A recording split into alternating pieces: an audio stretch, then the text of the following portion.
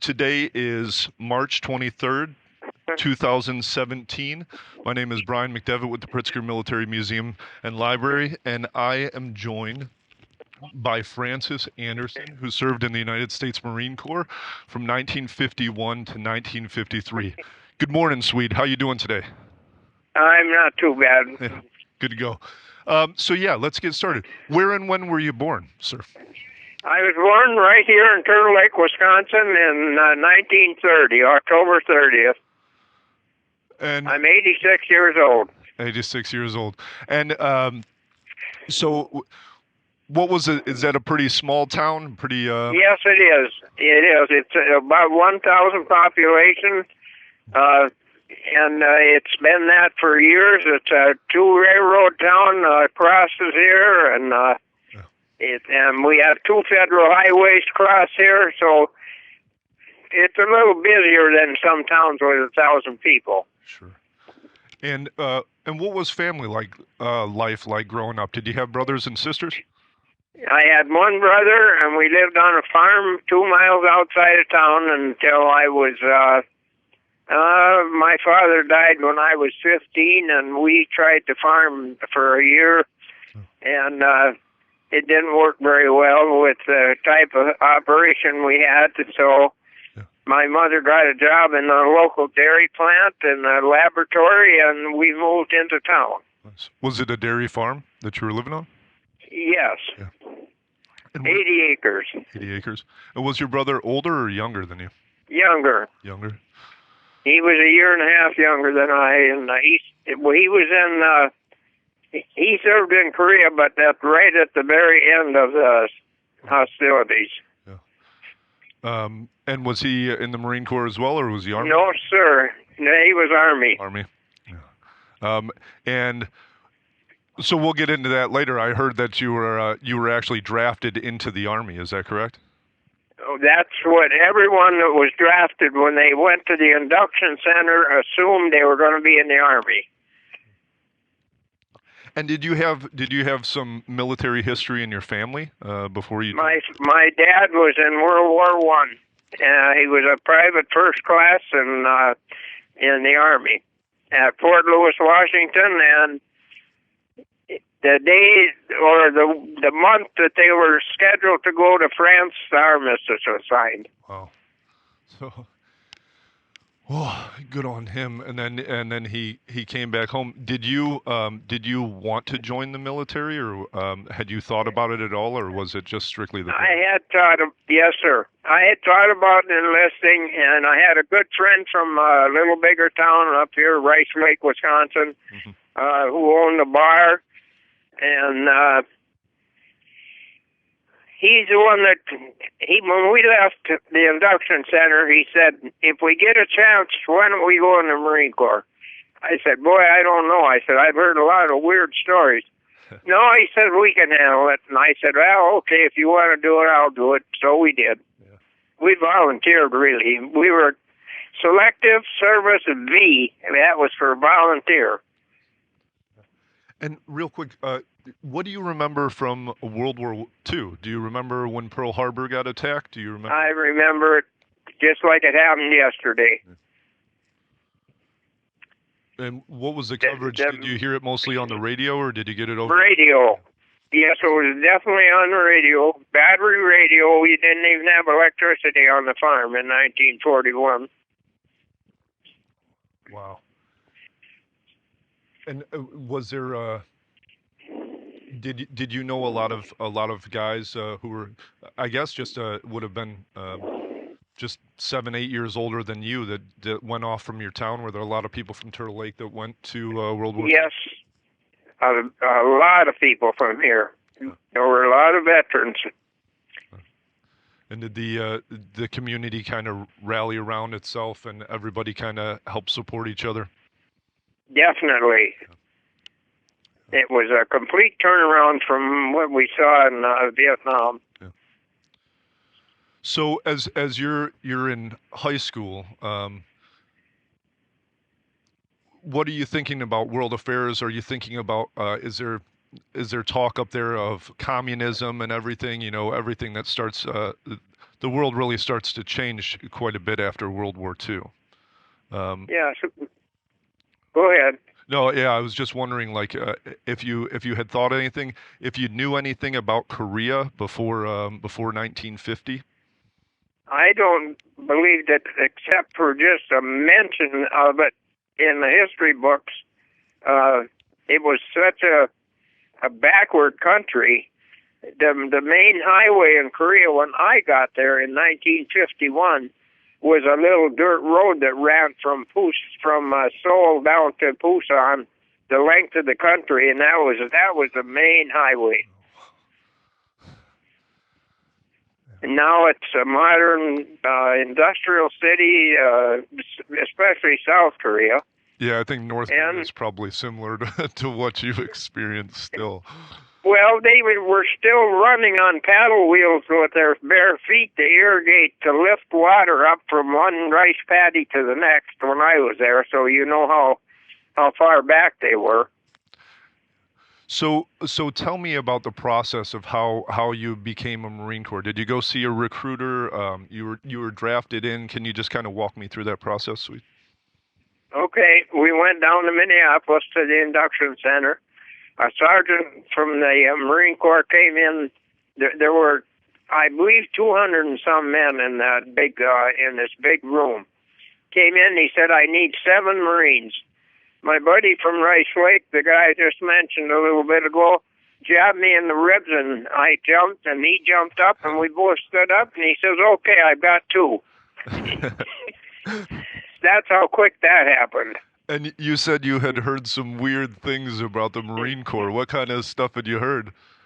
Well, I heard about boot camp, for one thing, which was even worse than what you saw in the DI, that movie, if you ever saw it. Sure. And it was good for us. It really was. I mean, I was so glad that I went in the Marine Corps after I got over there in Korea, that you got a good chance to survive. Yeah, absolutely. With the kind of training we had. And so were your drill instructors, were they World War II guys? Were they Yes, sir. All scarred up too. They weren't any desk jockeys. Pardon the expression. Do you remember their names? Sergeant Hodge. Sergeant Toughest Hodge? guy I ever saw. He was a buck sergeant, and he had more knife scars and bayonet scars on his neck and face. And he'd been all through Bougainville, Iwo Jima, Okinawa. He went through the whole mess over there in the South Pacific. Wow. And what do you remember from the first few days of boot camp? So you're from Wisconsin. Do you take a bus down to Parris Island, or you went to Pendleton? I'm sorry. Did you take? Went to Camp Pendleton, right? Yeah. Did you take? We took the train. Okay. From Minneapolis, we had a troop train. We had 3 passenger cars on that train that were all going to MCRD, Marine Corps Recruit Training Station. And so when you get out there, when you get to MCRD, are you immediately, you're dropped into the platoon, you got Sergeant Hodge screaming at you immediately, or? Yep, yeah. That's exactly it. Him and Corporal Hunter and Corporal Easley. But Hodge was a spark plug. Yeah. Was he the kill hat? Was he the one who would really light you guys up? Like, was he the kind of the senior drill instructor? Yes, he was. Yeah. He was a senior DI. Yeah. And do you think do you remember like any pieces of knowledge that you picked up that he said? Was there anything that stuck with you that he said while he was berating you or PTing you? Do you remember? Was there anything in particular that stood out about him other than his scars? No, just everything about him was a Marine Corps. Yeah. Yeah. And he gave us all kinds of good information, and we put it into practice for him. And did he have any, all of the DIs seem to have their particular pet peeves. Were there certain things that would just set him off, that would make him go crazy? Yes, there was. In fact, it was draftees. Draftees? Yeah. And there were 7 of us in my platoon. But the day we left the Marine Corps Recruit Depot in San Diego and headed home for 10-day leave, he called me in the duty hut and he said, "Anderson, I didn't think you'd make it. You had a hell of an attitude. But," he says, "you're going to be a good Marine. Good luck to you and you'll be all right." That's what he said. Nice. Made me feel pretty good. Yeah. Nice. And what do you remember from boot camp? Had you ever shot a rifle before? Oh, yes. Yeah. Everybody where I live has hunted deer from the time they were 12 years old. Yeah. And, yeah, we had, of course, I hunted deer with a 30-30 lever action rifle, which was a far cry from an M1. And how'd you shoot when you got up to the range? I didn't get expert, but I got sharpshooter. Sharpshooter. I did quite well. And was there any when you left boot camp? Was there a feeling? Well, first off, did you have a lot of guys get rolled out of boot camp? Were there a lot of guys who didn't make it through the training? No, I can only think of 2 out of 72 that had to go through it again, had to repeat. And that was a consequence of not getting through boot camp, was doing it over. Doing it over, yeah. Yeah. Yeah, and was it like physical fitness? Was that where they Yes. failed, or yes, yeah. Oh yeah, a lot of physical fitness, and a lot of, well, it seemed at the time like it intentionally ticked you off. Everything they did was to make you angry. So I guess it was the right way to get through to us. Did you fall into it's boot camp's such a crazy environment because you have people from all over the country from totally different backgrounds all being thrown together in this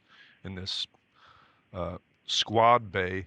Was there any problems adjusting? That was also the first time that it was really integrated. Were there any issues with race in boot camp?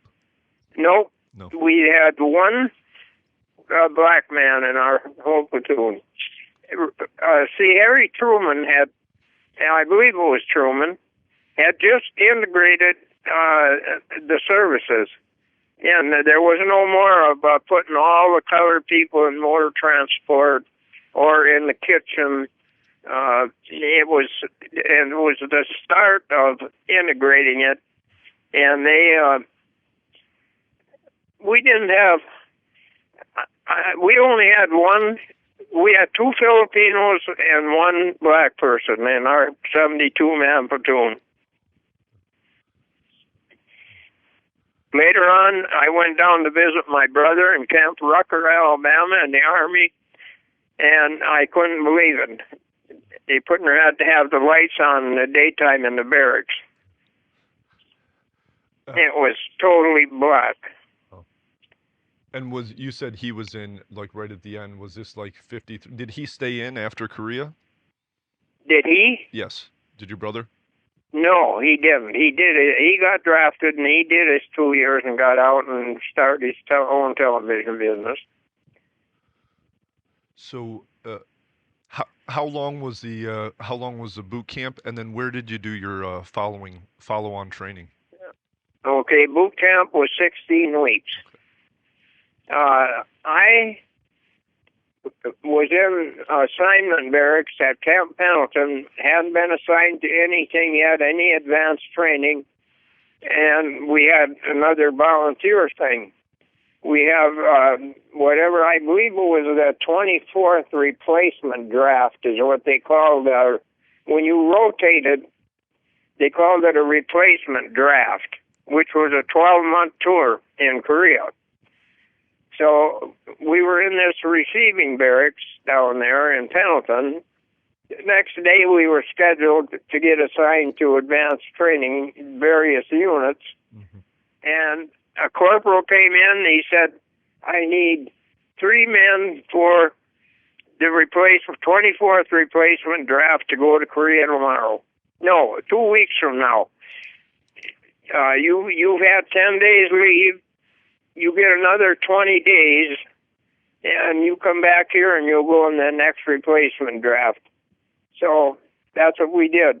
Mr. Dross, my buddy from Rice Lake, and one other guy, I don't remember who it was. I believe his name was Joe Bungie, a local farmer from Wisconsin. So we got 20 days leave. Had to borrow money to go home on leave because we'd spend all our money on our 10-day leave. Excuse me. And when I got to Korea, we had a captain for our commanding officer, which was a pretty low rank for a commanding officer, but our unit was very small, 128 men. 4 fixed-wing, single-engine little observer planes and 3 Bell helicopters for rescue and recon. So the captain said, what in the hell am I going to do with you? You haven't been any place. I said, I'll do whatever you got for me to do. Well, he said, the first thing you're going to do is to go up to the armory about 8 miles down the road and turn in your M1 rifle and get an M1 carbine, because an M1 is too long for you to get in and out of a bubble on a Bell helicopter. And that's what you're going to be. You're going to be flying, you're going to be cover gunner for the medics, and you're going to do recon.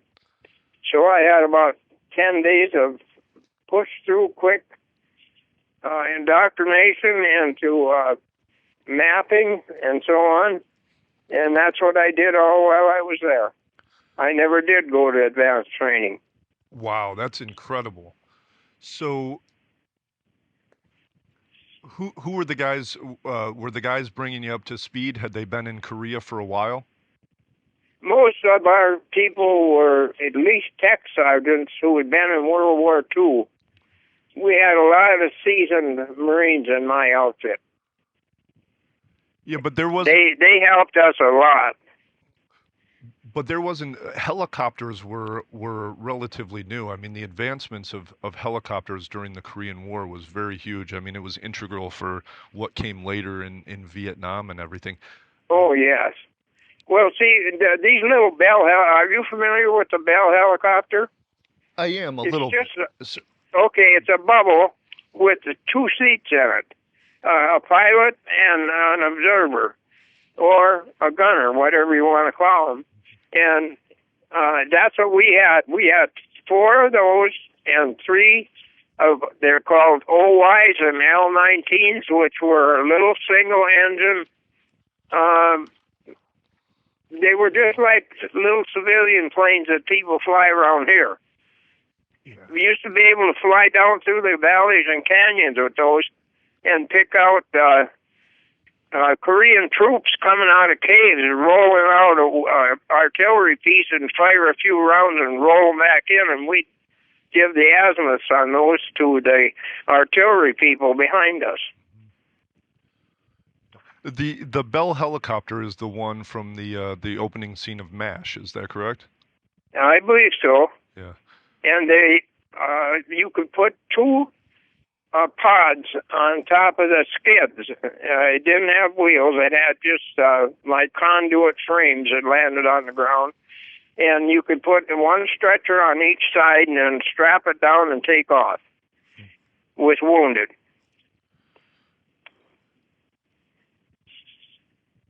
When did you, as you're going through these, like getting up to speed for what you're going to be doing. Obviously, they're throwing a ton of information at you that you have to be prepared for. Um, and all of this, a lot of this technology is new. What were your primary, what were your the first few missions that you flew on? What were your primary objectives as a reconnaissance? Were you doing mostly reconnaissance work or mostly rescue work? Yes, we did. And then we went to rescue, and it was all Greek to us. We had no training at all in it. The pilots did. They were all commissioned officers, and they knew what they were doing, but we kind of didn't have a clue. It was trial and error is really what it amounted to. And but the effect that helicopters had on the morale of the troops was pretty incredible too, because you, for the first time in history, you were able to go like behind enemy lines and pick up wounded and bring them back to the rear. Can you tell me about? Do you remember your first rescue mission? Well,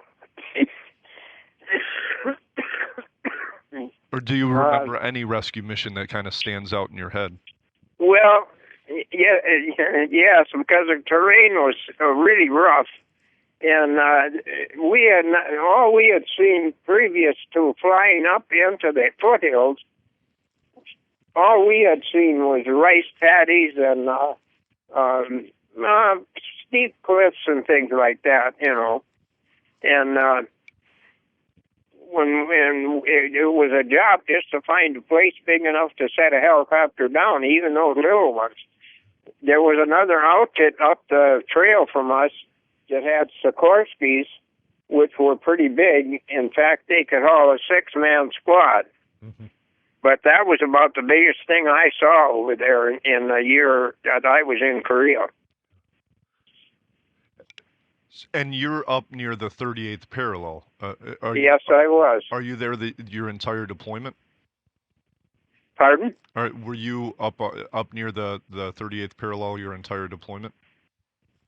I was within. Well, we switched from the East Coast to the West Coast. We traded positions with the Army in a 2-day move on foot. Well, some of it was by a 6x6 truck, but mostly it was on foot. And that country isn't very wide. It's just a finger, that hangs down in the ocean.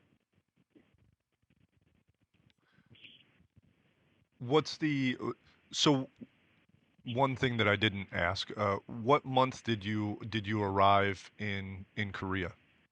January of 52.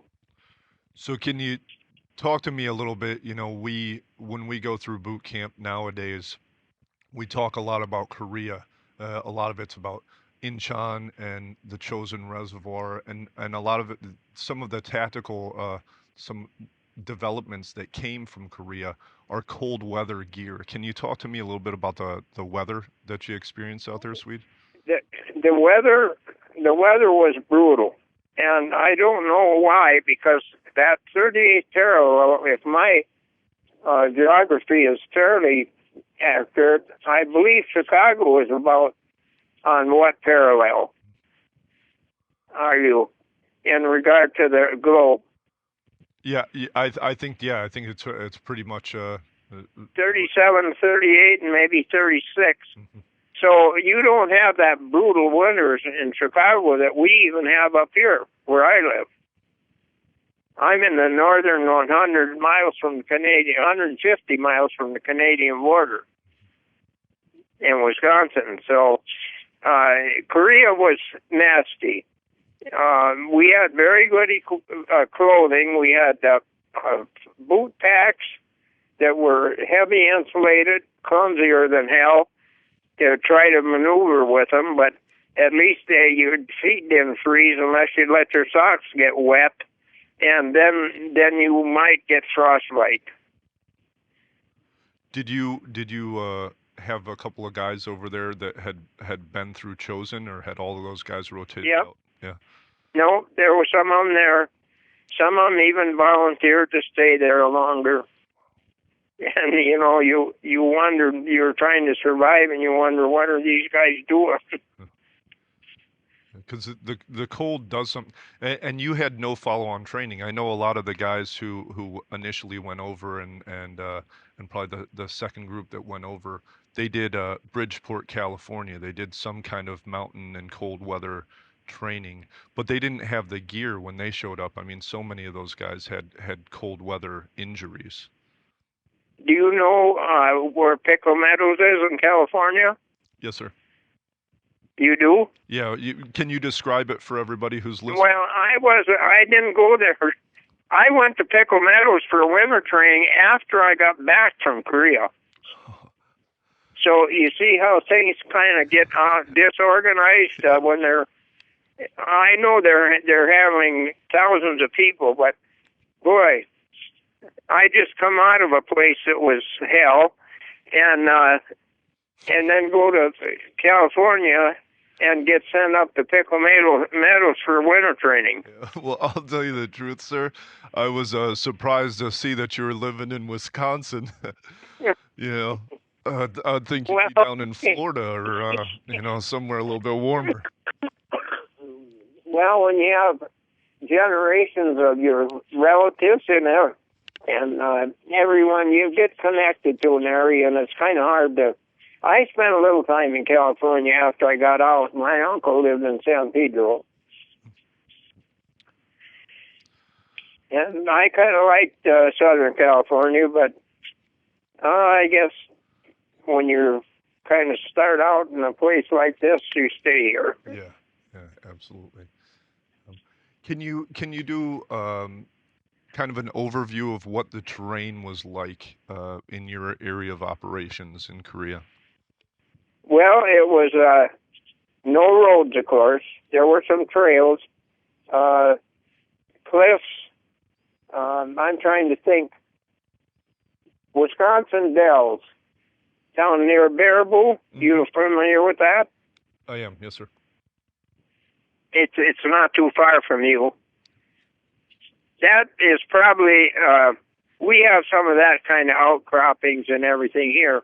And you've got little muddy rivers and creeks. And, of course, you had the Indian River, which was a big one.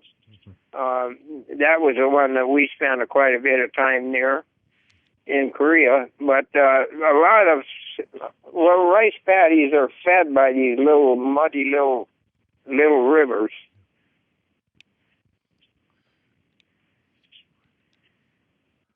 So I'd be kind of surprised to see what that country looks like now, I would imagine, with probably concrete highways and everything. It has to change an awful lot since 1951, 52. Yeah. Hello? Yes, sir. Yes, sir. I'm just trying to think. Okay. Yeah, I understand. Because there's so many things that fascinate me about this.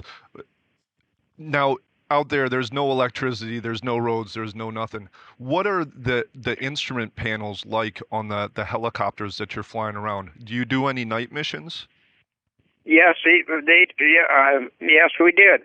But you have a lighted dash in it, panel, but there's. It's pretty limited as to what kind of controls they have. I never, you'd think that we would have had a little indoctrination or something to kind of give us a little hint mm-hmm. if we had trouble or the pilot got wounded in order to get the thing down on the ground anyway. And but we really didn't. I know about as much about flying a helicopter right now as I do about brain surgery.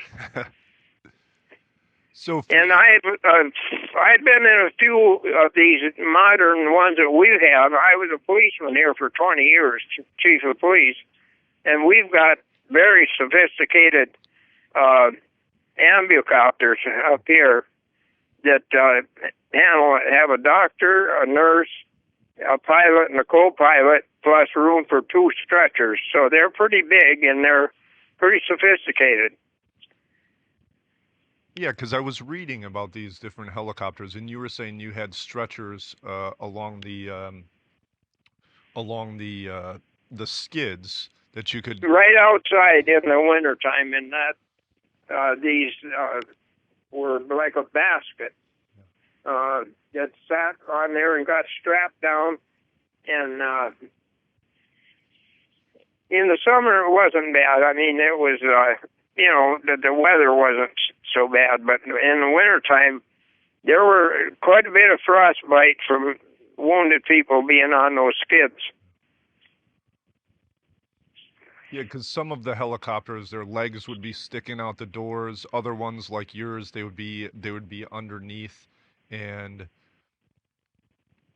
Well, we had a mechanic that he developed a hood out of sheet metal that would snap on top of that basket, and it still had, a certain amount of cold air coming up from the bottom, but at least you weren't getting frozen whiskers from people being out there, and that from that backwash from those props just made it worse, yeah.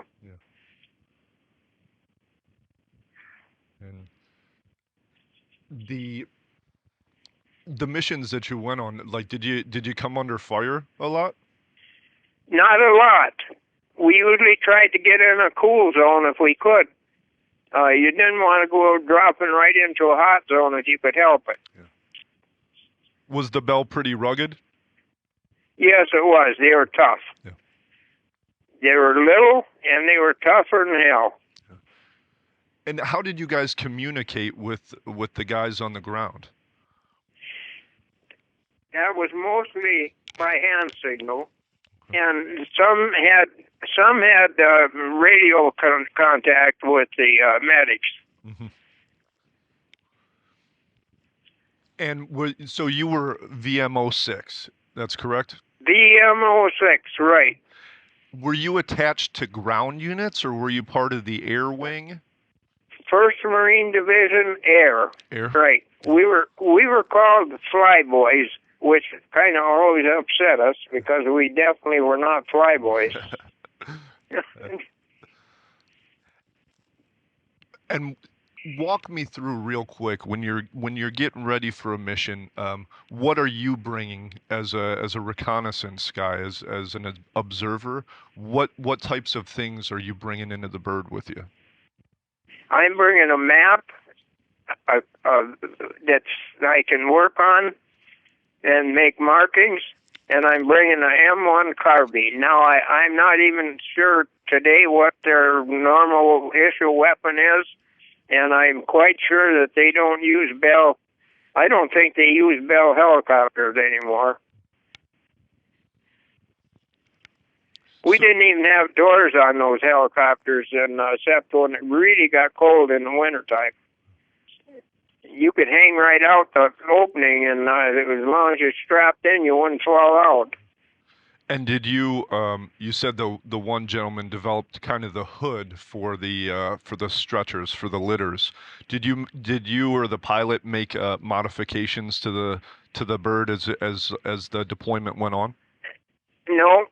I remember this corporal. It was a sheet metal man. That was his job at El Toro. Mm-hmm. You probably are familiar with El Toro Marine Corps Air Station. And that's where he was stationed before he went with our unit.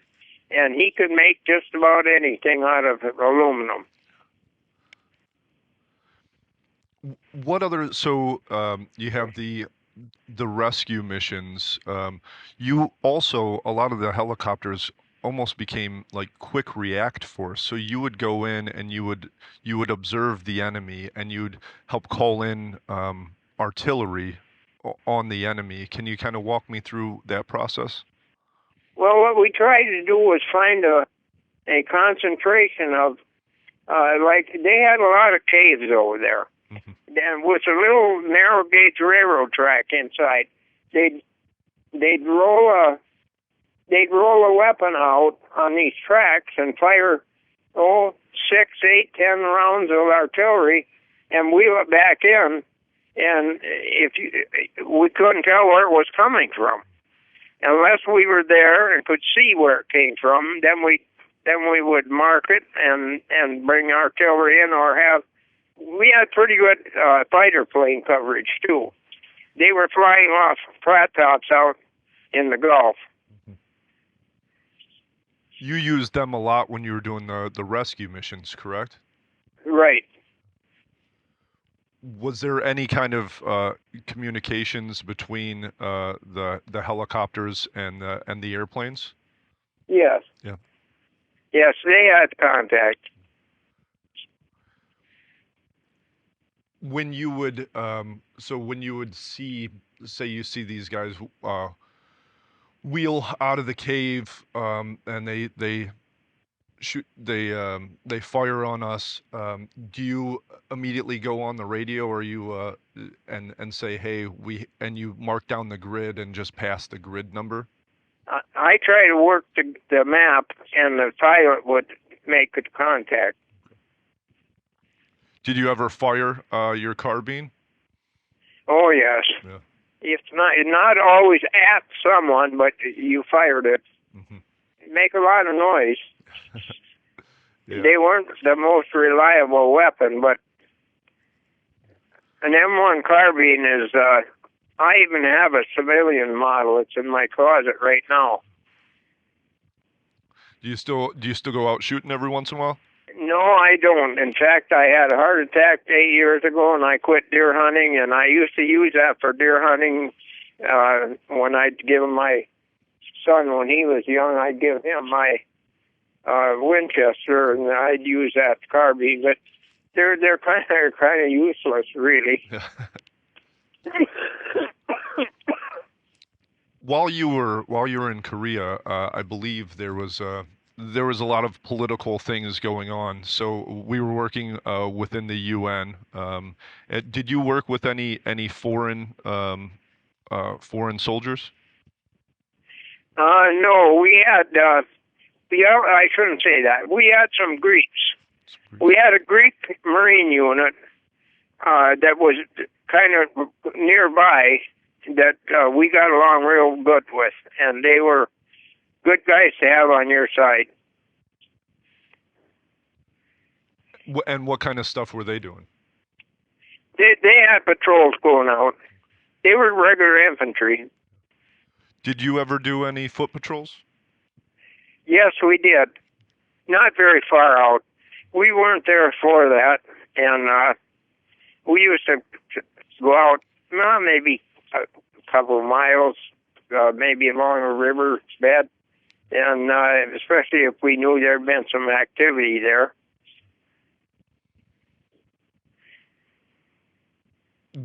What base were you stationed on? And where? In Korea? Yes. We everything over there when I was there went by K10, K13, K15, and now that would be certain numbers were on the east sector, and some were on the west, some were on the south, and we didn't go by any of the names of those little hamlets. So we naturally Korea was so primitive when I was there.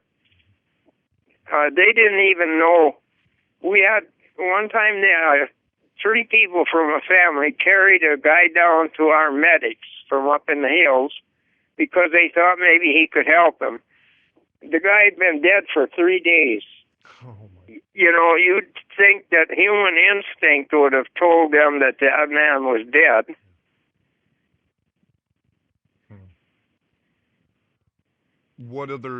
Did you have any other interaction with the locals? Not very much, no. They pretty much stayed away from where we were. They didn't want to get hurt. Mm-hmm.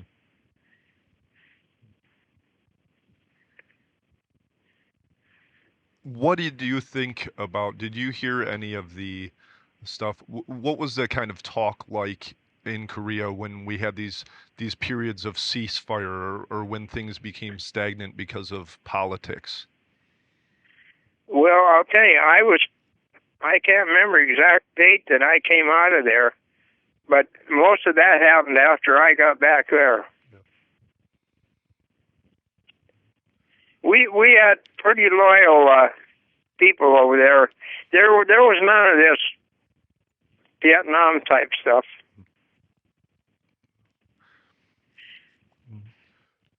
What was so are there the guys that you enlisted with from Wisconsin, are they on the same base with you at this time? Did they get similar jobs, or no? Did they get off to infantry or? Just the best buddy I had, the guy I told you about that owned the bar up here 25 miles away in Rice Lake, never went overseas. They pulled all his teeth when we got out of boot camp.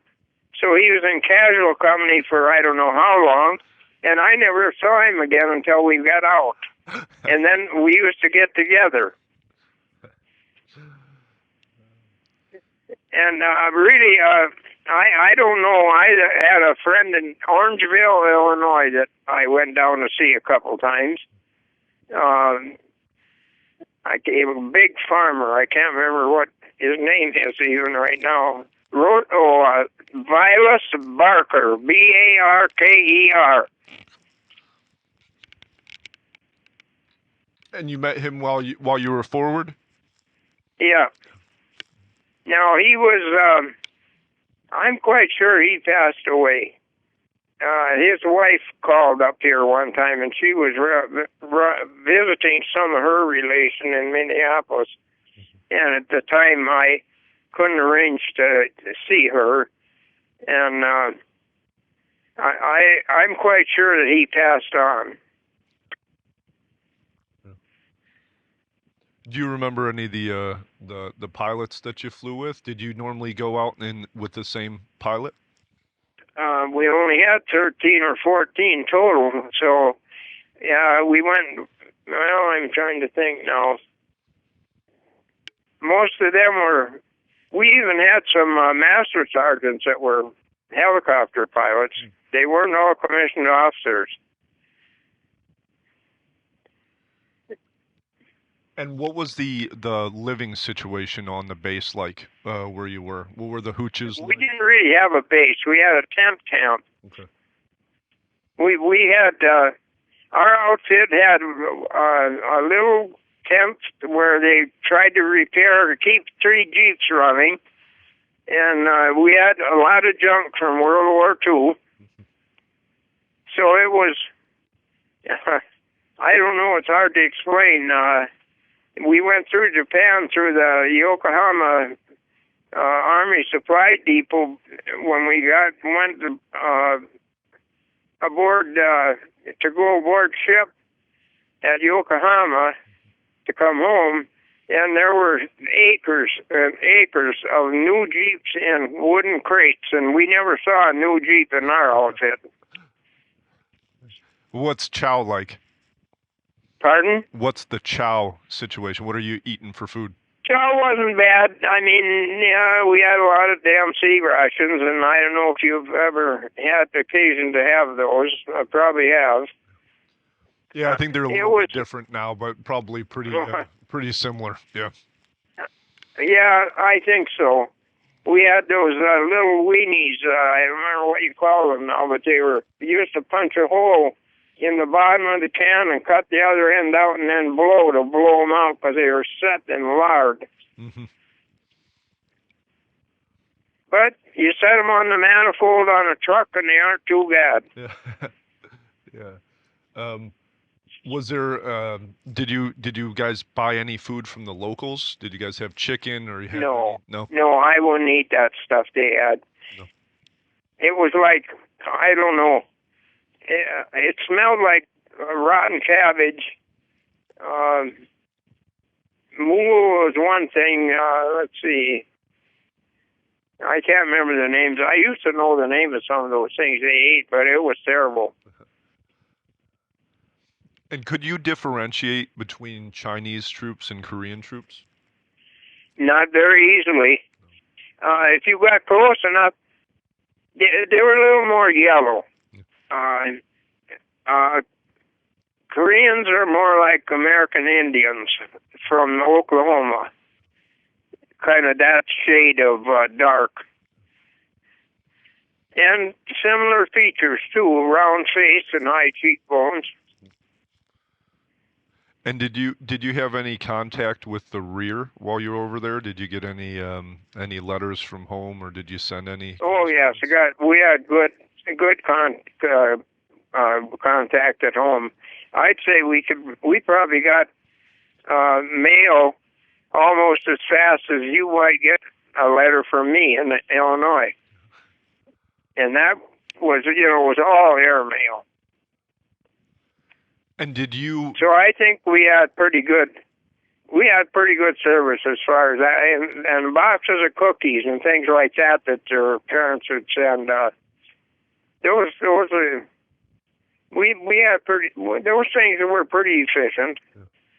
did you bring mail to the guys in different places as well? Sometimes? Uh, no, we didn't have anything to do with the mail, but they used to drop bags into units that were in the bush, Hmm. and the helicopters would sometimes. We had a mail service. I don't remember what they called it even now, but it was like a branch of the service. It was they handled all the mail, and they would sometimes they would give a sea bag full of mail for a certain outfit, and they tell them to throw it off when you go over there. And most of it was delivered by truck. And they'd grind away with the six-wheel drive trucks and up through the brush and jungle.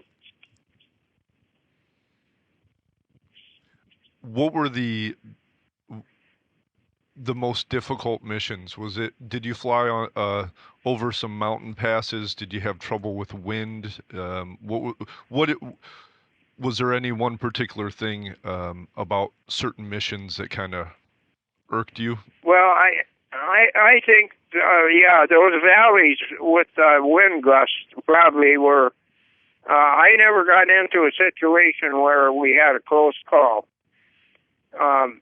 Some of them did, and some didn't get back. But it was, I don't know, it was, those pilots were pretty good. Yeah, because the VMO6s had a pretty high casualty rate, correct? Uh-huh. Was it mostly? Yeah, I went to see one fellow that was in at the hospital ship out of Busan, and he was a lieutenant that I used to fly with now and then. And I went down to see him, and I think he only lived maybe 10 days after I'd been down there, and he looked terrible. I mean, he was just wasted away. A round that come through his the angle iron on the side of a L-19, where you put your foot to step up to check the oil. A round went through that, and of course it flattened right out and tore him up really bad, so he didn't make it. But it was interesting. Yeah, because there was no armor on those things at all. No, they were covered with fabric. The only thing that was on them was angle iron and conduit for a framework, which wouldn't stop anything. Did you guys fly with the was it the skeleton tail of the bird, or did you guys had that wrapped? Had the what? The tail, because certain of those Bell helicopters, it was just like the skeleton. You could see the framework of it. Oh yeah, you could see the framework, the pulleys and belts running were all exposed. Those were the very first ones. Yeah, I mean, you were really you guys were innovators as far as um, vertical envelopment was something that came from what you guys did. A lot of the tactics that came later in Vietnam, stuff that we still use today. I mean, that's you were some of the first, which is incredible. Do you ever kind of Yeah, think? Go ahead. they didn't. I don't think. I can't remember of. Well, I guess maybe in World War II there were. I don't believe there were any helicopters in service, if I remember right. No, it That was a development that came after World War II and before Korea. yeah, I think they had started planning for it, but I don't think the technology was there at that period of No, time. But the interwar years, they really uh, the started trying to focus on it a little bit more. But the first combat flights were done in Korea. I mean, the medical rescues, the can you talk to me about the effect that you think helicopters had on communications? Because I know there were a lot of liaison flights. You could take commanders up in the air so they could go and see, maybe not necessarily you, but some of the other pilots and some of the other birds would take commanders around so they could assess the overall situation. that was probably very good. So that was probably a real improvement because they could get first-hand information that was vital to them. That would be my guess. I only made sergeant, Oh. E4. I was not a commissioned officer. I had no rank higher than sergeant. Was there any kind of promotion ceremony for you out there when you were getting promoted? No, I'll tell you, when I got my sergeant stripes, I was aboard a troop ship coming home, coming back from Korea. Well, and that's another thing I didn't ask you. What was the troop ship like going out to Korea? Oh boy, yeah. I went over on the William Weagle, which was a scow, and it was more like a cattle ship. You might haul pigs in, but coming back, we came back on the A.E. Anderson, which was just the opposite. It was really a nice, clean ship, and both of them were about 5,000 capacity. I don't know. Everybody in the military says, "Oh, they're trying." So I had to go down for school down in Florida from California. They flew us down there, and we brought us home for one weekend, and we came back again. Well, they didn't do that when I was in. You went overseas. You went by ship. It was just like World War II. It was that transition period right there at the end, before Vietnam. Any issues? So was the ship totally packed on the way out? Oh yeah, and we all had details. Hmm. What kind of what was it, about a two week trip to get out there? Yes. Yeah. We were in a hurricane for 2 days on the way over, and there were two ships traveling together, and we couldn't figure out why our ship was making all this rattling and banging noise. Well, one we got a pretty good look at our sister ship. Both ends were out of the water. That's what was shaking. It was riding on a swell. Had you ever been on any kind of boat before that?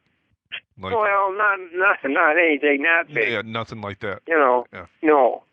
There was. Did you guys? I had been on probably a 200 passenger boat that went out to Mackinac Island or something over in Lakes, Michigan. Mm-hmm. No, I got very sick going over.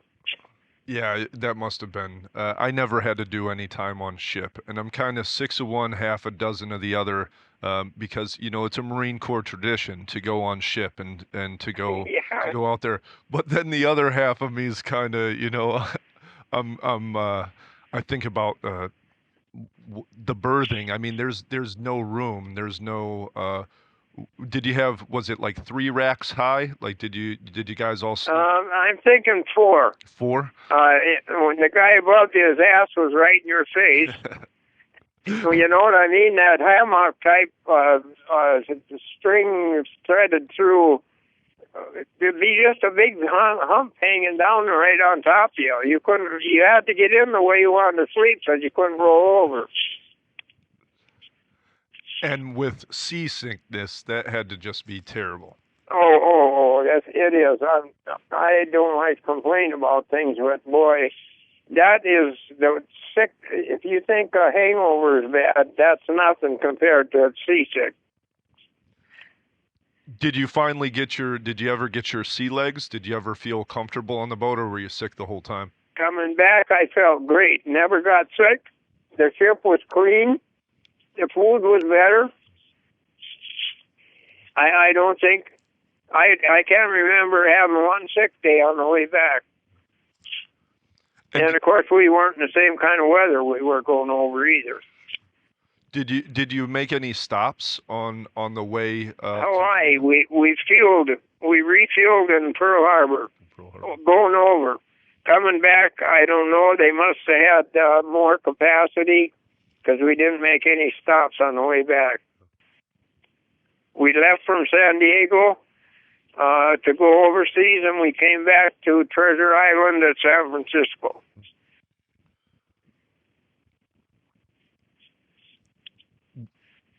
Are there any, you talk to some of the Vietnam guys, I know my experiences. Were there any like smells that stuck with you, or were there any, like, Yeah, because like cooking grease smells from the kitchen that come up through the tubes. Mm-hmm. Yeah, that's a sickening thing. Yeah. How about in Korea, like the earth, or was there, was it? Yeah, that Korea's I'm sure it's different now, but it was a nasty country. There's human manure, that's in those rice paddies. Mm-hmm. And those people, they're squatting right down, planting plants and pushing them into the mud, and their hind ends are hanging in the crap, and I don't know. I'm sure they don't do it that way anymore.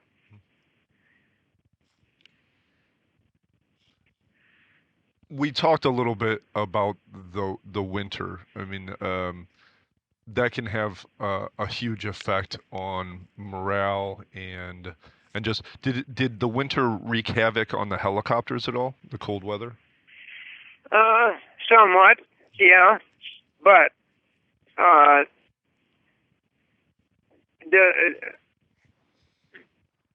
they had these little portable deal on wheels that generated some heat Mm-hmm. that they would blow into the engine area, and at least warm them up enough so they would start. And I don't remember any of them having any real problem once they got airborne. How cold was it in the Bell? The coldest I can think of over there was probably 20 below. And at altitude, but that wasn't every day either. Yeah. At altitude, that's got to be, because the Bell is just that huge bubble of glass. I can't imagine that you're feeling very warm. Or was the engine close enough to you that kind of kept the cockpit a little bit? The engine was behind you and above you, and it was, and it would put some heat into the cab.